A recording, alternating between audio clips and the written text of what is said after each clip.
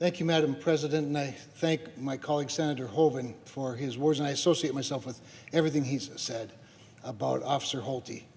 And he's right, it was an appropriate celebration of Officer Holte's life on Tuesday of this week as we attended the funeral along with Congressman Armstrong, Governor Burgum, Adjutant General Dorman, and a whole bunch of other friends, family, members of law enforcement, community leaders, and even strangers who came to provide that hero's celebration that Cody earned.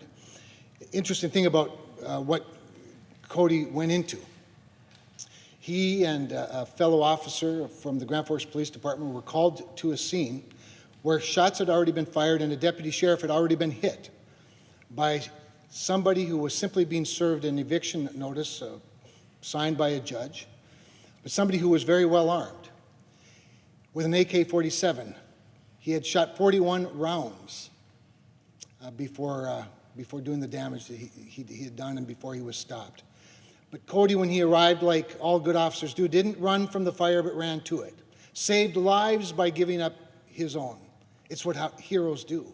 It's what all of our men and women who, in law enforcement, who wear the badge are prepared to do. We live in an interesting time. It was ironic, to say the least, that we in North Dakota, along the Red River at Grand Forks, just up the interstate from Minneapolis, are paying tribute to a hero. And yet that hero doesn't seem to get the same attention that a criminal gets.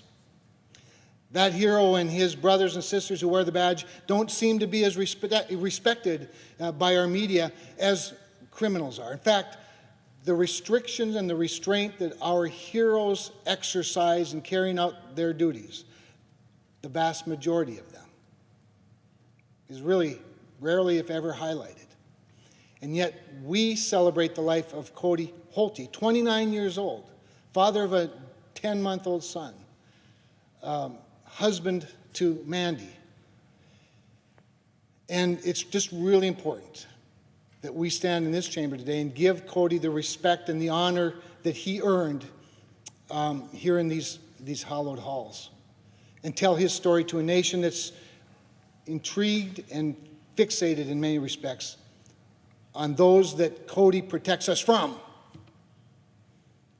And it was a great honor to be there with his family, with hundreds, thousands perhaps, other law enforcement officers, to pay tribute to a real hero. But I think it's important to note that this hero was also a real person. I thought that his chief of police gave an absolutely marvelous speech, and I want to just reiterate a couple of things that the Grand Forks chief of police said about Cody at the funeral. Chief Mark Nelson said that he and Cody had formed a close bond, in part by what? Sharing baby photos. The chief of his grandchild and Cody of his son Gunner. He recalled Holte as a friend to all. Now, who doesn't want a cop who's a friend to all, with a grin that could brighten anyone's day? But more importantly, he said Cody was a cop's cop, whose heart was bigger than his courage and who had passion and an unwavering dedication for protecting and serving his community. And he said when Holte was on duty, there was never any need to worry. So we pay tribute today to this hero, but we are reminded that he was also a husband to Mandy, a father to Gunner. He was a son to Brett and Tracy, and I know Brett and Tracy very well. I've known Brett nearly all my life. He's a brother to Brady and Alexis, as Senator Hoven said. Brady, his twin brother, a police officer in Fargo, just an hour down the interstate from Grand Forks. Brett and Tracy are raising heroes. But today they're mourning the death of a son. And I know something of that, as you know. And it's been an interesting experience for Chris and me to share our journey after the loss of our son a couple of years ago. with Brett and Tracy. And I want them to know how very, very much we love them. That the valley, as deep as it is you're not in it alone. That just as King David walked through the valley of the shadow of death with the confidence that God was with him, they too can do that. But that in addition to God, there are a whole bunch of other people holding them up in prayer, that have their backs, with love, hugs, whatever is needed. And that likewise Mandy, as the wife of a fallen hero, has all of the brothers and sisters who wear the badge as part of her extended family. It's an incredible group. But Cody was, in addition to a hero, these things, these very personal things. I thought that the eulogy that was provided by his uncle, Anthony Carter, was exceptional. And Anthony reminded us that when, as did other speakers, but particularly Anthony, that when Cody swore an oath 3 years ago, he said, to protect the city of Grand Forks, he likely knew there would be challenging days, which is why he wore a medallion around his neck bearing his favorite Bible verse, Philippians 4:13. I can do all things through Christ who gives me strength.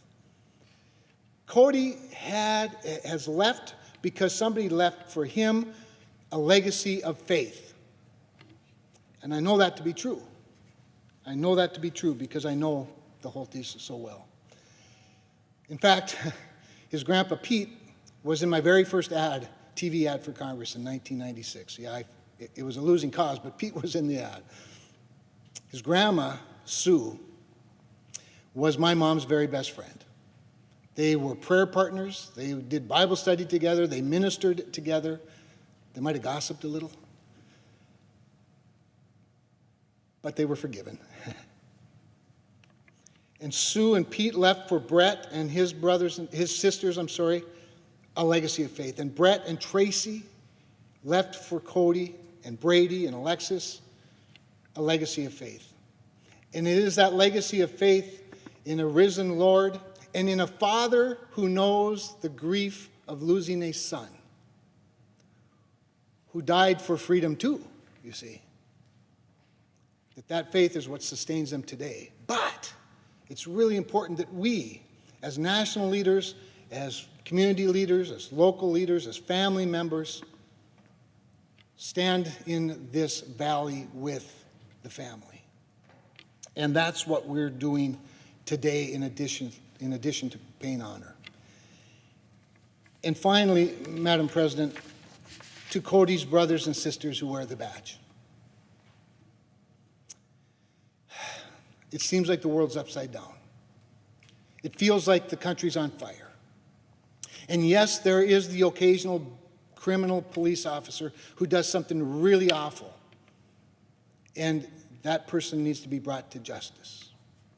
And in Minnesota, that's happening. But the heroes are far, far, far outnumber the criminals in our police force.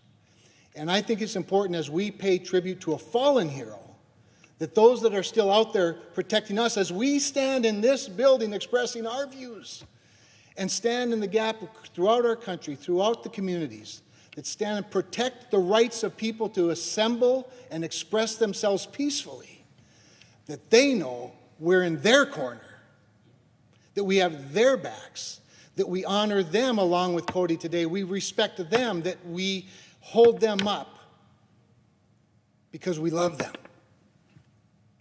Because we love them for what they do for us. And I ask their forgiveness for taking them for granted and for not expressing the gratitude often enough. But Cody's short 29 years of life, his last 3 years as a police officer, his several years as a member of the North Dakota National Guard, his testimony in his life and now in his death reminds us, never take for granted our own safety and security. Say thank you to a police officer in honor of Cody, who I know is okay. I know that he's okay today, and I hope he's with his grandpa Pete and his grandma Sue somewhere. I hope that my son Isaac bumps into him. We had a lake cabin right next door to the Holtes when those kids were growing up. So I stand with confidence that he's okay. But I continue to pray for those of us left behind, especially his family, especially his young son and beautiful wife and mom and dad and brother and sister, that they too are confident that they'll be okay. But that while we're in this valley, they're not alone.